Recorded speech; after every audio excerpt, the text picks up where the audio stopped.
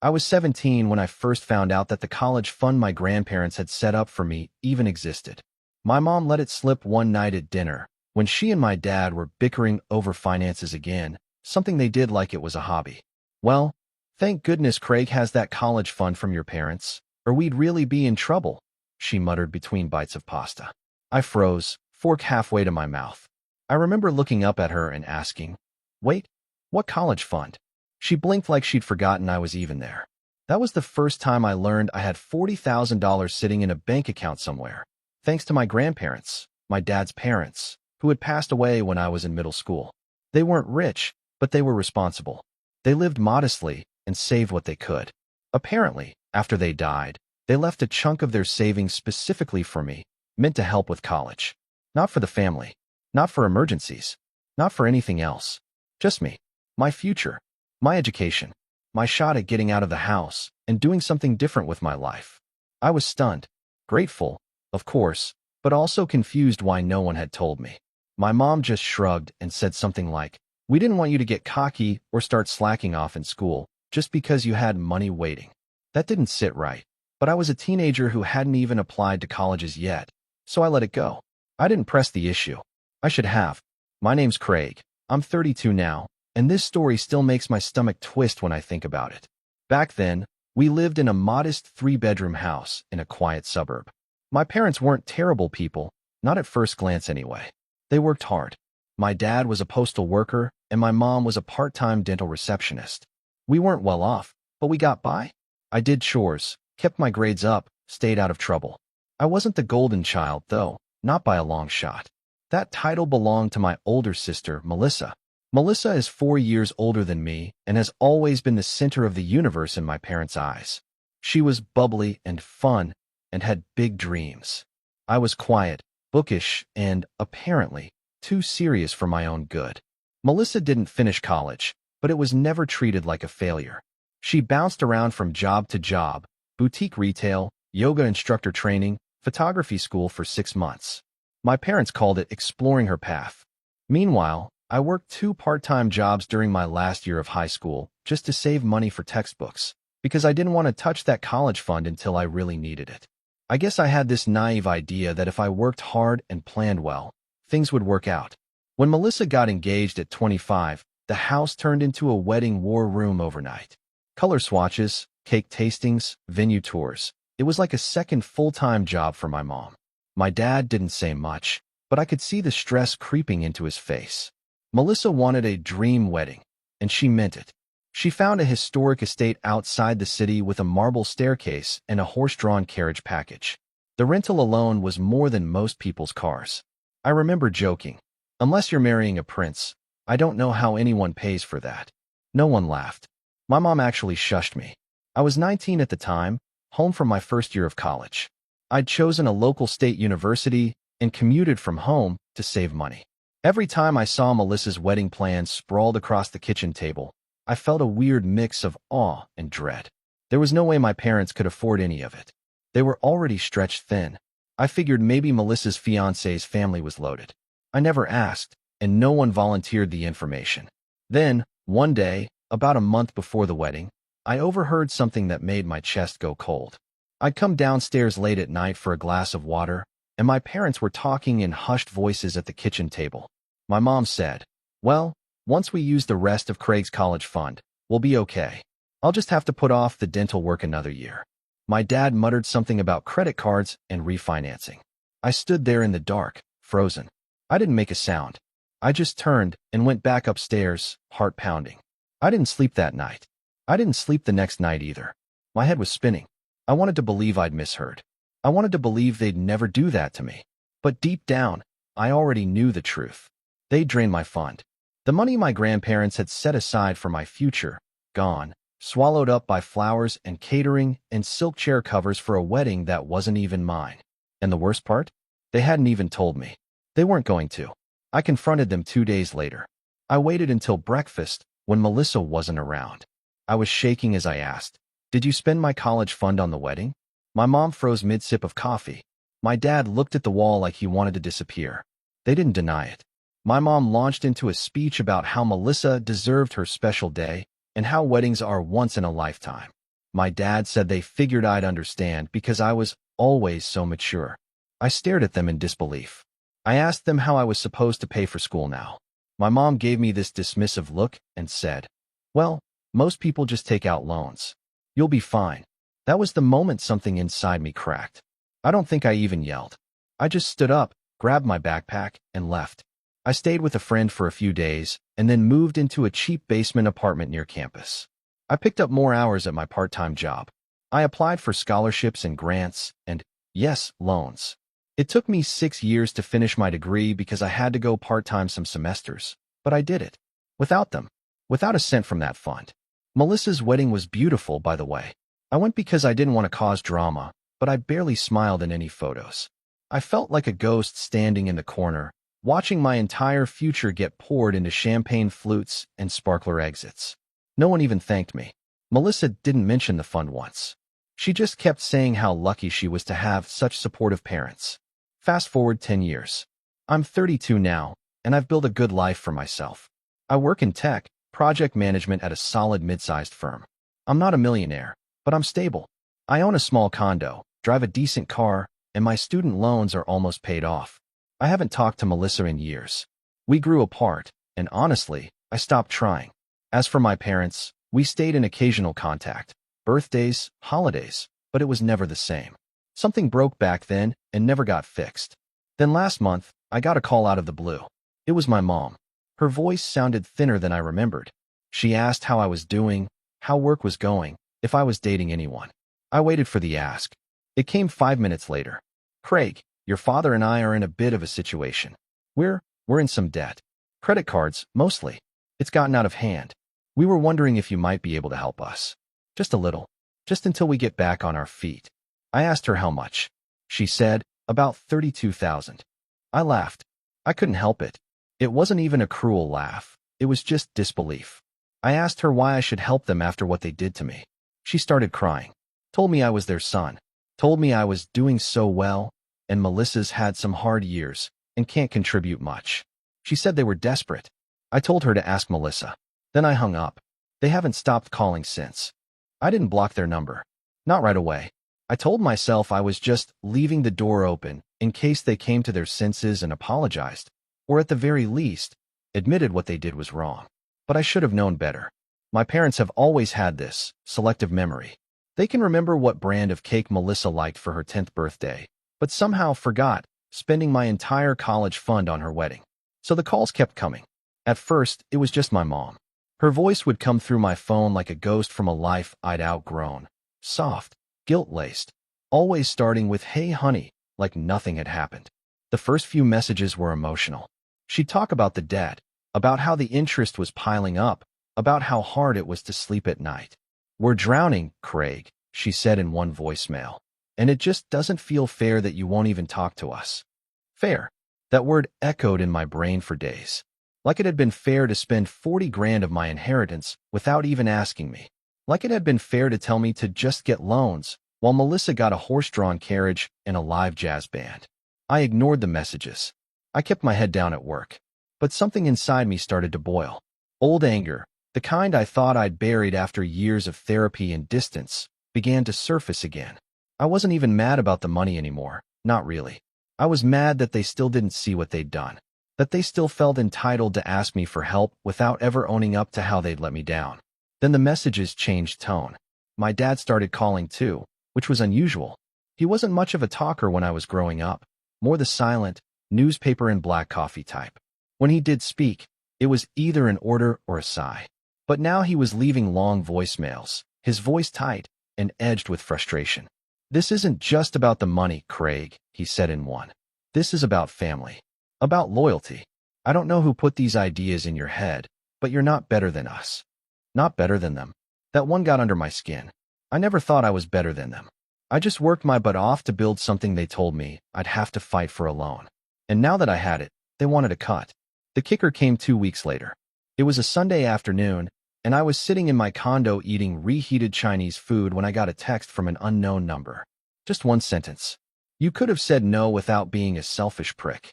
No name. No context. But I knew the voice behind it. Melissa. I hadn't spoken to her in over 5 years. She didn't show up to my graduation, didn't reach out when I moved into my condo or when I got promoted last year.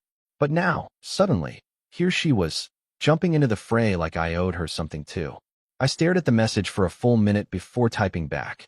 Funny coming from someone who spent my college fund on peonies and centerpieces. 3 dots appeared, then vanished, then reappeared. I could picture her typing furiously, backspacing, starting again. Finally, she replied, "It wasn't your money. Mom and Dad said it was for the family, and I'm the one who actually needed it." That broke something in me. I didn't even respond. I just sat there, feeling like I'd been punched in the chest. Not because of the words themselves, but because of how easily they came to her. How convinced she was that it was never mine to begin with. How little she valued what I'd sacrificed. The next morning, I got an email. It was from my dad. It wasn't long, but it was cold. Clinical. The subject line just said help. The body was 2 paragraphs about their debt, their payments, their dire circumstances. Attached was a PDF of their credit card balances.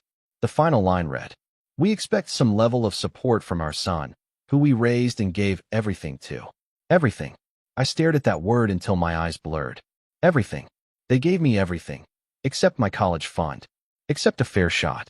Except the basic respect of treating me like my future mattered as much as Melissa's fantasy wedding. That week, I didn't answer any calls. I didn't open their texts. I didn't even tell my friends what was going on. I just went to work, came home, and stewed in silence. But underneath that silence, something was shifting. I started digging. I looked up old emails from my college financial aid office. I found the loan statements. I pulled receipts from my years of struggle, literal and figurative. The extra shifts at the bookstore. The ramen dinners. The internships that paid in experience. I created a folder on my desktop and named it Debt That Isn't Mine. Then I went further. I requested my grandparents' will from the county archive. I didn't even know if I could get a copy, but turns out I could. Took about 2 weeks. When it came, I scanned it line by line, my pulse pounding like a drum. And there it was, in black and white. $40,000 to be held in trust for our grandson, Craig, last name, to be used solely for the purpose of his college education. Solely. Not for the family. Not to be borrowed. Not to be spent on Melissa's white silk napkins and shrimp tower. For my education. I sat back in my chair and stared at that sentence. I didn't know whether to laugh or cry.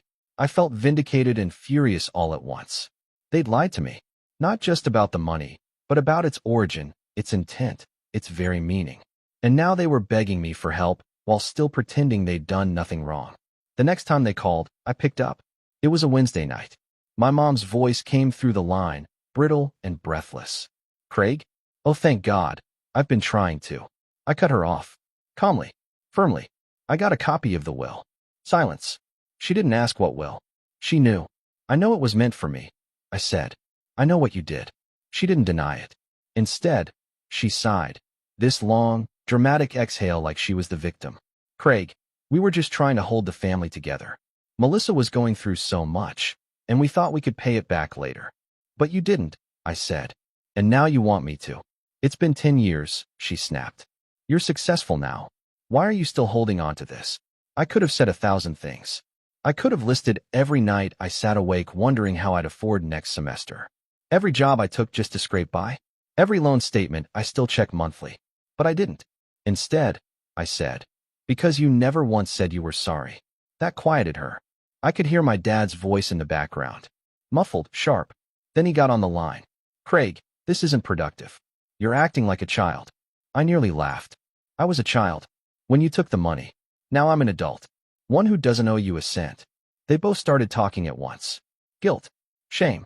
The family name. Pride. I listened for a moment, then calmly said, "You should have thought about that before you stole from me," and hung up. I didn't feel good. I didn't feel powerful. I just felt empty. But it didn't stop there. Because about a week later, I found out that my parents had told other relatives that I was abandoning them, that I'd gone cold and forgotten where I came from. I found out from my cousin Ella, who texted me asking why Aunt Linda had mentioned I refused to help my dying parents. Dying. They weren't dying. Struggling, sure, but that was on them. Still, the rumor mill had started. And Melissa? She was fueling it. Posting vague messages on Facebook about some people forgetting who loved them first and selfish siblings who throw away family like garbage. Screenshots of those posts started making their way to me.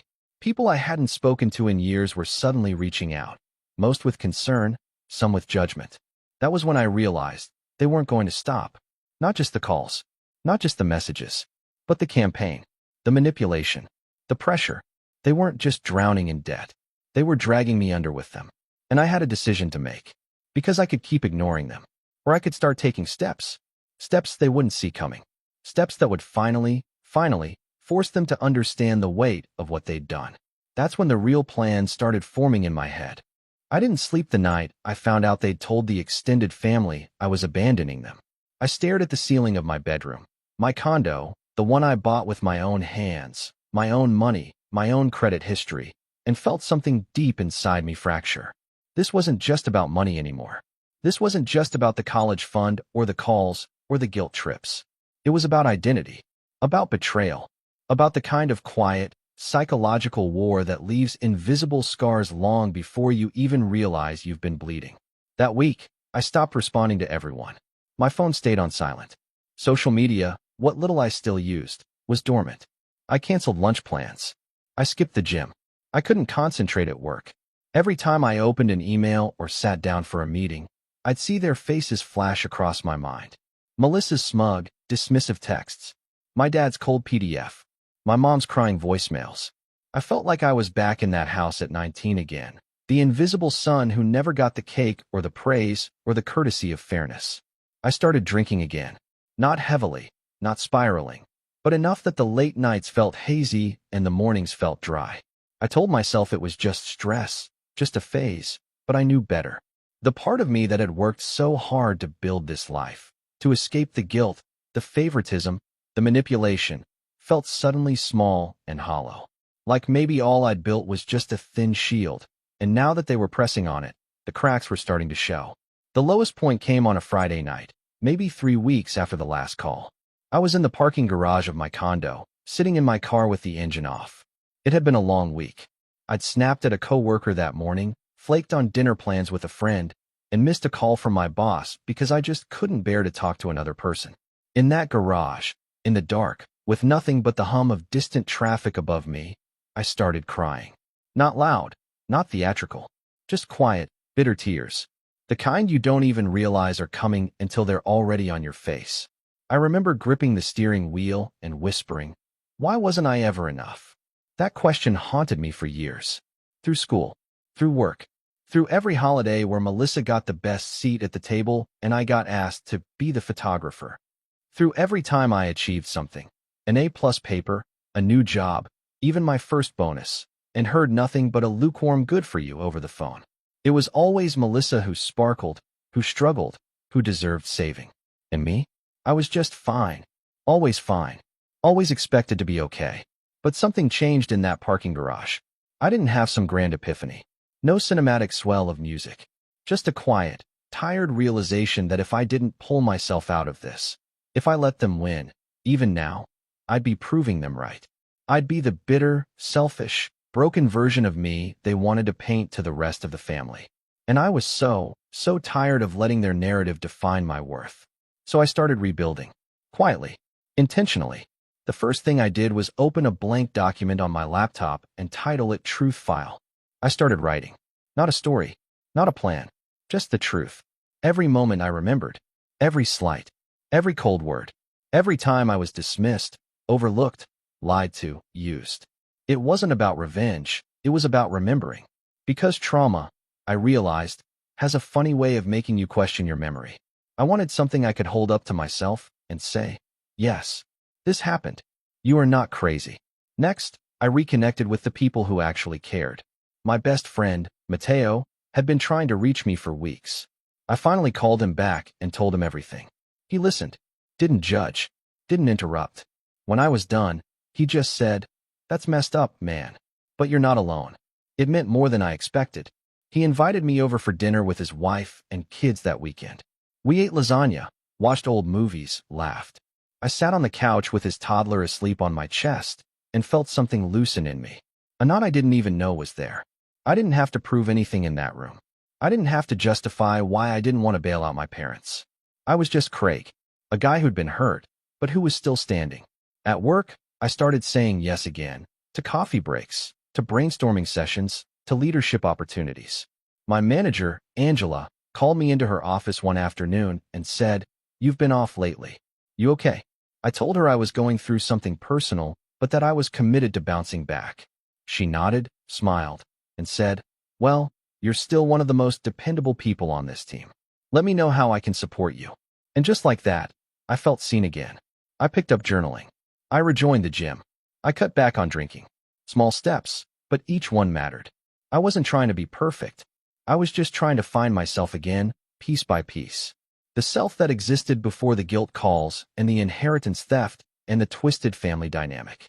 One night, I opened that truth file again and read through it from top to bottom. Then I wrote one more line. This doesn't define me anymore. I don't know why, but writing that broke something open. Not in a bad way, in a freeing way. Like I'd finally acknowledged that yes, my past was painful, but it wasn't the whole story. I was more than the kid whose parents robbed him to buy peonies and a vintage Rolls-Royce rental. I was more than the younger brother left behind while the golden child shined. I was someone who had survived it. And now I was becoming someone stronger. The calls from my parents started to slow. I think, maybe, they realized I wasn't going to bend. Or maybe they were just too busy trying to juggle their creditors. Either way, the silence was a gift. But Melissa? She didn't go quietly. A month after my breakdown, she posted a picture of her and our parents on Facebook. It was an old photo, probably from her wedding. The caption read, "No matter what, we always stick together." Some people forget where they come from. But not us. It got over 100 likes. A few mutual family friends commented with things like, "Stay strong," and "Family first always." One even wrote, "Some people are too full of themselves to remember who fed them." That one stung. I knew it was about me. They were building a narrative, painting me as the villain, the ungrateful son, the arrogant success story who turned his back on the people who raised him. And it worked, because I got a text from my Aunt Teresa the next day asking if I was okay, and saying she was disappointed to hear I'd abandoned my family. I wanted to scream, but instead, I just replied, "There's more to the story than you've been told." And that was true, because the real story wasn't just about the money. It was about the years of emotional labor, the unequal love, the unspoken expectations that I would always be the fallback plan while Melissa got the safety nets and second chances. But I wasn't a backup plan. Not anymore. That realization, that deep, unshakable belief that I no longer owed them anything, was the first real step toward healing, toward taking my power back. And once I had that, I started thinking about the future, about what comes next. Because the past, it may have shaped me, but it didn't own me.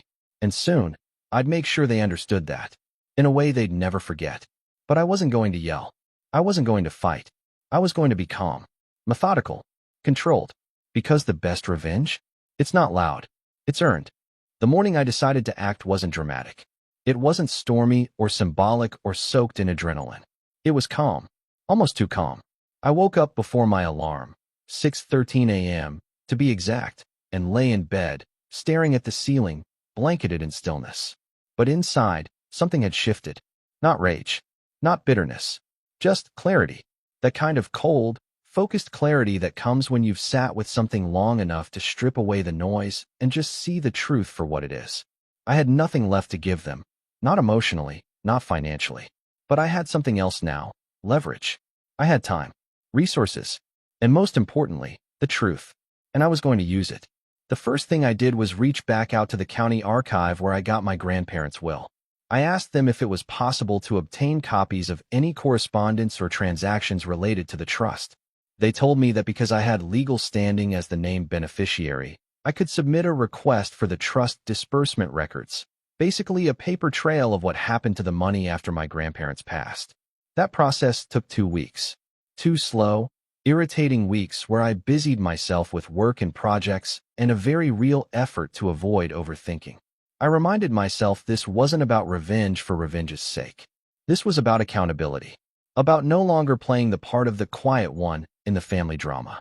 When the envelope finally arrived, I opened it in my kitchen, standing barefoot on the cold tile floor, coffee forgotten beside me.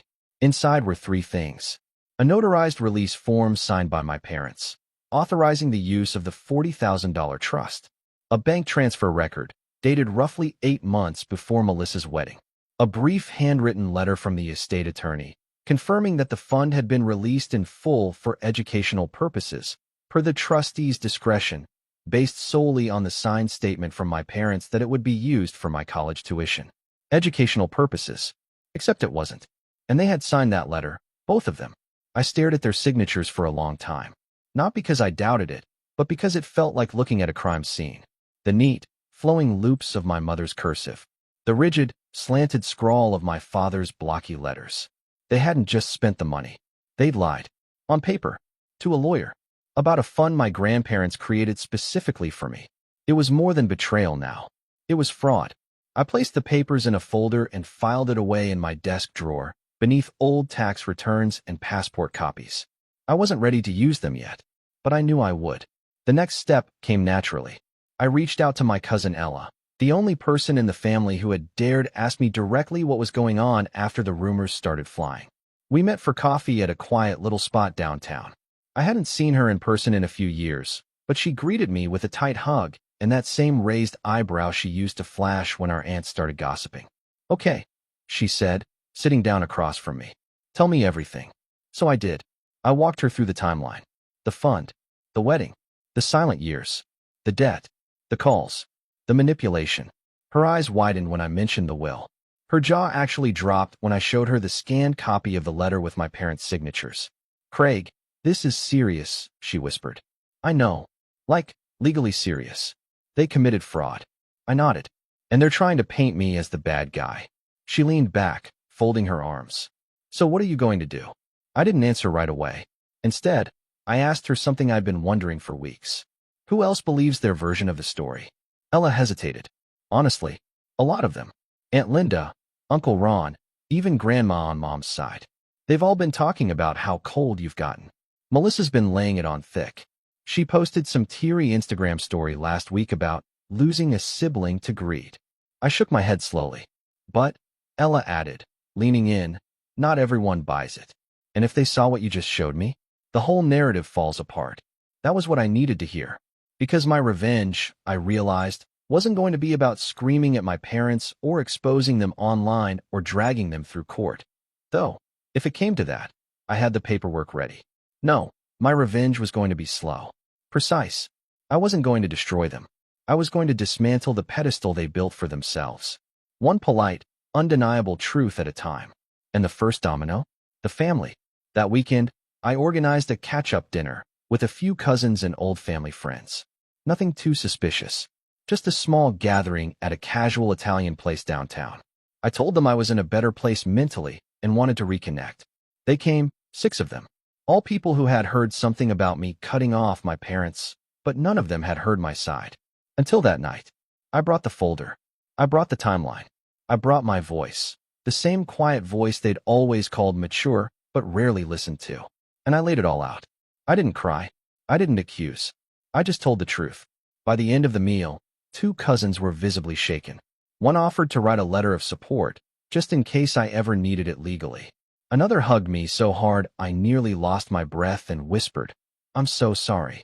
I had no idea. Word spread fast after that. I didn't ask for it to, but it did.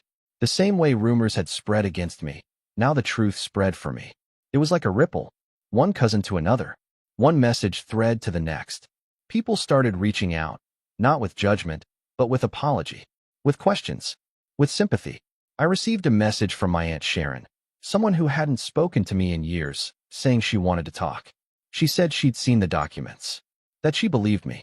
I didn't reply, not yet, because I wasn't done. Next, I met with a lawyer, a real estate and inheritance attorney, recommended by a friend. I brought everything. The will, the letter, the bank transfer, the messages. I told him I wasn't interested in suing yet, but I wanted to know my options. He was blunt. Technically, this is trust fraud. The trustee, who I assume was your dad, used funds under false pretenses. There's a statute of limitations, but given the evidence and the ongoing impact, you could absolutely make a case. Would it hurt them? He tilted his head. Financially, yes. Reputationally, even more. And if you're asking whether they'd face jail time, unlikely, but not impossible. Especially if the IRS gets involved. I left that meeting with more paperwork, more evidence, more power, but I still hadn't decided how far I was willing to go. Because this wasn't just about punishment. It was about justice, about healing. And sometimes, justice doesn't mean lawsuits. Sometimes, it just means the truth sees daylight. I waited. I watched. Then, 2 weeks later, Melissa posted a video. It was on her Instagram, public, of course. She sat on her couch in some softly lit room, wearing a hoodie and no makeup, the classic, I'm vulnerable look. She talked about family, about betrayal, about how some people let success turn them into strangers. How one of the hardest things in life is realizing your own sibling sees you as disposable. It had music in the background. Sad piano. The comments poured in. You don't deserve this. Some people forget who raised them. Stay strong, queen. I felt my stomach turn. But I didn't comment. I didn't text her. I just clicked download and saved the video to a folder labeled Manipulation Campaign. Because it was almost time. Not to explode, but to execute. To make a move they never saw coming. The moment I executed the plan was so quiet, it almost felt anticlimactic. No fireworks. No slamming doors. Just a single email, sent on a cloudy Wednesday afternoon from the quiet corner of a coffee shop. The subject line was simple. Clarification regarding recent family allegations. And the recipient list? That's where the real punch was. 23 names. Every aunt. Every uncle. Every cousin who'd texted me half concerned, half condemning messages over the past few months. The extended family Facebook group admin. Even Melissa's mother-in-law, who had shared that teary Instagram story Melissa made to her own circle of church friends, apparently, so they could all pray for reconciliation. I had debated for weeks whether to go this route, whether to respond at all. But after seeing Melissa double down on her public narrative, twisting the story to make me look like a cruel, selfish son who abandoned his poor, aging parents, I knew silence wasn't strength anymore. It was surrender, and I wasn't surrendering to them ever again. The email was 3 pages long. Page 1, the timeline. Dates, facts, calm language. No editorializing. Just this happened, then this, then this. I even included receipts, attached scanned copies of the original trust documents, the signed letter from the estate attorney, and the bank records showing the withdrawal marked for educational disbursement. Page 2, my story. Not angry, not accusatory, just honest. I explained what the money meant to me, how I'd found out it was gone, what I went through to finish school on my own. I talked about the ramen, the late nights, the rejected financial aid appeals. I didn't paint myself as a victim. I painted myself as someone who survived despite their choices. Page 3, the manipulation. I included screenshots of Melissa's vague posting social media campaigns. Her text calling me a selfish prick. The voicemail my dad left calling me a disgrace to the family. I even included a quote from my mother's voice message about how it's been 10 years and you should be over it by now. I ended the email with this paragraph. I'm not sending this to shame anyone. I'm sending it because the version of the story being circulated is not only false, it's dangerous. I've spent years being silent, assuming the truth would speak for itself. But it didn't. And now, I'm speaking for myself. If you choose to believe their version, that's your right. But you'll be doing it in full knowledge of the truth, not the fairy tale. Then I hit send. I stared at the message sent confirmation for a long time. My hands were steady. My heart wasn't racing. I felt centered, like I had just finally pushed the last brick back into place after a long, crumbling collapse. I didn't hear anything for a day. Then the replies started. Some were immediate. One from my Aunt Lila, Craig. I had no idea. I'm so sorry. Another from my cousin Nathan. This changes everything. I feel awful for ever doubting you. A third, more biting. I always knew something was off about how Melissa talked about it. Thank you for being brave enough to show the truth. And then, 2 days later, I got the call. It was from my dad. I didn't answer. He left a voicemail, voice tight and furious. You had no right to air family business like that. We were trying to protect Melissa, and you humiliated us. I saved the message. Didn't respond. 10 minutes later, another call. This time my mom. Craig, please, she said through a tear-choked whisper. You don't know what you've done. People are calling us. Judging us. Your father can't sleep. Melissa hasn't left the house. Is that what you wanted? I didn't answer that one either. Because the truth is, it wasn't what I wanted. It was what they earned. Still, I wasn't done. I reached back out to the estate attorney, the one who had handled my grandparents' will. I explained the situation, asked what options were on the table, given the forged intent and false use of the funds. I made it clear I wasn't interested in criminal charges, but I wanted a legal acknowledgement on record that the trust had been violated. He took it seriously. Turns out, even if the money was long gone, the paper trail was fresh enough. And because the trust was designated solely for educational use under a formal agreement, the misuse, especially when proven through false statements, qualified as breach of fiduciary duty. That's when I made my move. I had the lawyer draft a formal letter, one that included the documentation, the will, and the bank statements. It was addressed directly to my parents, certified and signed, and it said, in careful, lawyerly language, that I now had full legal evidence of misappropriation of trust assets and that I reserved the right to pursue civil penalties or restitution in court. I didn't threaten to sue them. I didn't need to. The implication was enough. They went silent for 2 weeks. I found out later, through Ella, that they'd canceled a vacation they'd been planning and had started quietly talking to a financial advisor about selling their SUV. Melissa, apparently, unplugged from social media and had a full-on breakdown when she realized how many people had turned on her. But what really stunned me was the letter I received in the mail from my dad. Handwritten. 3 pages. It wasn't an apology, not really, but it danced around the edges of one. He talked about doing what they thought was right at the time, about how hard it had been to say no to Melissa's dreams, about how he and my mom never thought it would come back like this. He said they were ashamed of how they handled things, that they didn't realize how deep the damage went. The final paragraph? We never saw you hurting. We saw you as the strong one. Maybe that was our mistake. Maybe that's why we leaned on you. But I see now that strength doesn't mean someone isn't breaking underneath. I don't expect forgiveness, just understanding. I didn't cry. I didn't even get angry. I just folded the letter neatly and placed it in the folder with everything else.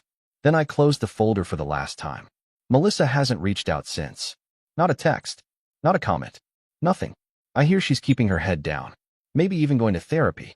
That part doesn't matter to me anymore. What matters is this. The story is mine again, not theirs. I'm no longer the quiet one. I'm no longer the backup plan. I'm no longer the emergency fund in human form. I'm just Craig, 32, debt-free, free in more ways than I've ever been. And for the first time in my life, when I think about my future, there's no bitterness in it. No weight dragging me backward. Just possibility. Just peace. And that's the real inheritance I gave myself.